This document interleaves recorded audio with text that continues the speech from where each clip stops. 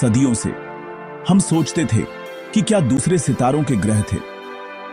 अब हम जानते हैं कि हमारी गैलेक्सी उनसे भरी है, खासकर सुपर अर्थ, जो पृथ्वी से बड़े लेकिन नेपच्यून से छोटे ग्रह हैं। ये दुनिया मिल्की वे में आम है, फिर भी हमारे सौर मंडल में एक भी नहीं है, जिससे हर खोज अज्ञात में एक खिड़की बन जाती है। नासा का टेस्ट मिशन तारों की रोशनी में छोटी गिरावट के लिए आकाश को स्कैन करता है, जिससे हजारों नई दुनिया का पता चलता है।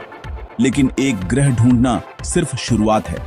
वैज्ञानिक द्रव्यमान और घनत्व को मापने के लिए फॉलो अप टेलीस्कोप का उपयोग करते हैं। यह पता लगाते हैं कि कोई दुनिया पत्थरीली है, पानी वाली है या गैसीय है। हर सुपर अर्थ, खासकर पानी वाले, हमें इस सवाल के करीब लाता है, क्या हम अकेले हैं? ये खोजें हमारी कल्पना को बढ़ाती हैं और दिखाती हैं कि हमारा सौर मंडल कई में से सिर्फ एक है। TOI 1846b की हालिया खोज इस कॉस्मिक एडवेंचर का एक परफेक्ट उदाहरण है। TOI 1845b, एक सुपर अर्थ जो 144 लाइट ईयर दूर है, कोई साधारण ग्रह नहीं है।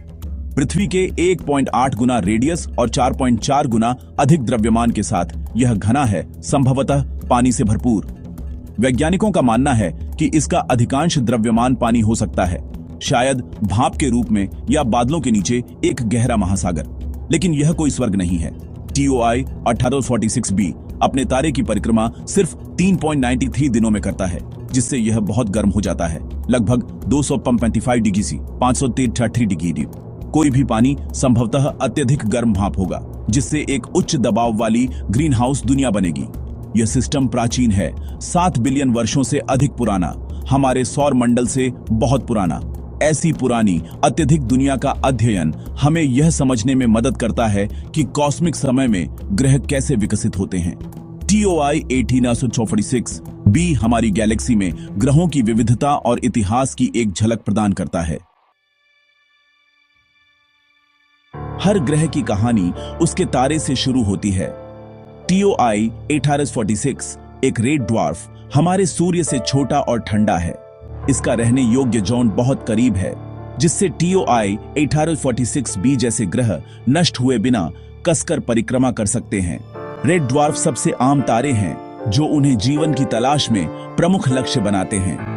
TOI 1846 की रोशनी का अध्ययन इसकी उम्र और रसायन विज्ञान को प्रकट करता है, जिससे इसके ग्रहों की उत्पत्ति को संदर्भ मिलता है। रेड ड्वार्फ के आसपास के सिस्टम कॉम्पैक्ट होते हैं, जिसमें ग्रह करीब हडल्ड होते हैं, हमारे सौरमंडल से बहुत अलग। हर नया सिस्टम ब्रह्मांड में क्या सामान्य है, इसके बारे में हमारी धारणाओं को चुनौती देता है। TOI 1846b और इसका तारा हमारी गैलेक्सी में ग्रहों के सिस्टम की अविश्वसनीय विविधता को उजागर करते हैं। TOI 1846b सिर्फ एक और एक्सोप्लैनेट नहीं है, यह ग्रह निर्माण की पहेली में एक महत्वपूर्ण टुकड़ा है। इसका द्रव्यमान और पानी से भरपूर प्रकृति वैज्ञानिकों को यह परिष्कृत करने में मदद करती है कि ग्रह कैसे बनते हैं और माइग्रेट करते हैं। पुष्टि के लिए सावधानी पूर्वक जांच की आवश्यकता थी।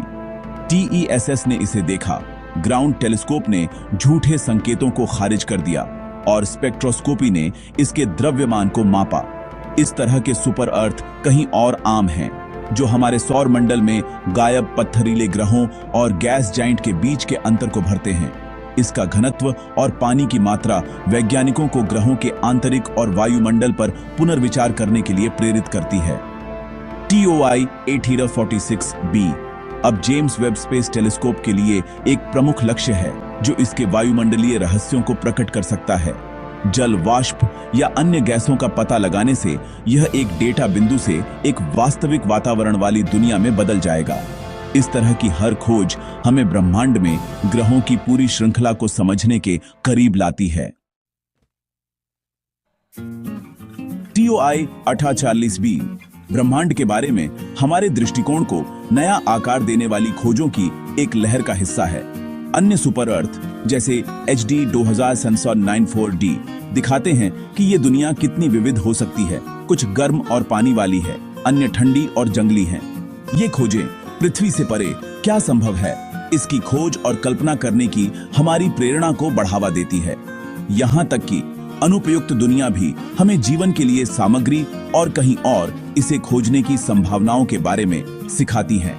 नए टेलीस्कोप के साथ हम जल्द ही ग्रहों को खोजने से लेकर उन्हें वास्तव में समझने तक आगे बढ़ेंगे। वायुमंडल का मानचित्रण करना, बायोसिग्नेचर की तलाश करना और हमारे गैलेक्टिक पड़ोस की जनगणना का निर्माण करना। TOI 1866b एक संकेत है जो हमें एक ऐसे भविष्य की ओर इशारा करता है जहां हम अंततः जवाब दे सकते हैं, क्या हम अकेले हैं? ब्रह्मांड बोल रहा है और पहली बार हम सुनना सीख रहे हैं।